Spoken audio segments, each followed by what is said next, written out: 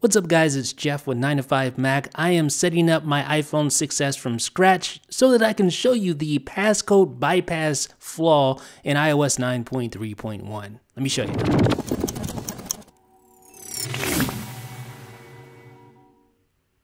Okay, so as I stated at the outset, I have reset this iPhone 6s back to factory default, so I'm going through the whole setup process again using Touch ID, setting up Siri, all that jazz, because I want to show you how this flaw works, this passcode bypass flaw in iOS 9.3.1, which is of course the latest version of iOS.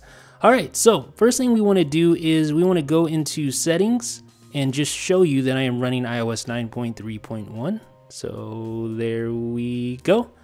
All right, 9.3.1 is confirmed.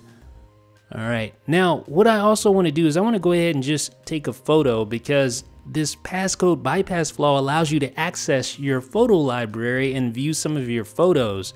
So of course, depending on what you have in your photo library, that could be a very bad thing. Obviously, it's just a privacy breach in general.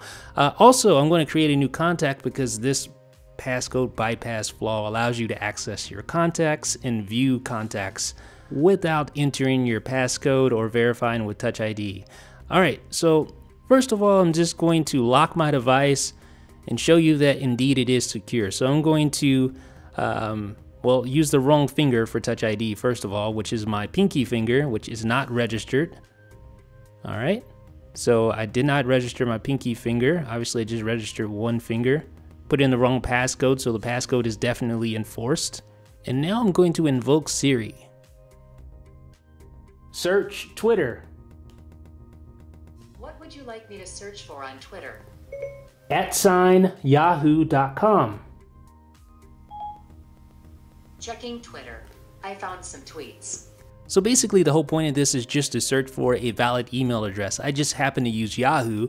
Now you just 3D touch on an address that you find in a tweet, and there you go. Now you can just tap create new contact, and then tap add photo, and then tap choose photo, and then Siri's gonna ask for access to your photo library. But notice you did not verify your passcode whatsoever. You did not verify with Touch ID, but you can still accept just like that and get right into your photo library. Now granted, this isn't full access, but it's enough so that you can actually view photos in here, which obviously isn't a good thing. Like, you could go through and view these photos. You're not going to be able to do too much with them, but hey, just viewing them alone is, to me, a breach of privacy. I think you would agree with that.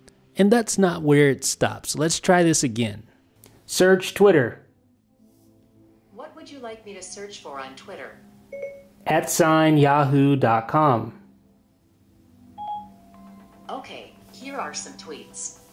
Alright, so this time I'm going to 3D touch and I'm going to choose add to existing contact, and now I can view my contacts. And of course I only have one contact, but you can also add a photo from this view as well and choose photo. So really that's probably the best view to go into if you're about snooping around someone's device. But as you can see here, this is a security flaw, and Apple will hopefully fix this, and I'm sure they will in the very near future. Now, if you want to protect yourself in the meantime, what you can do is you can open up the settings app, and then you can go to privacy here, and then you can go to photos, and then just disable Siri access to photos. The access we gave it earlier, just turn that off.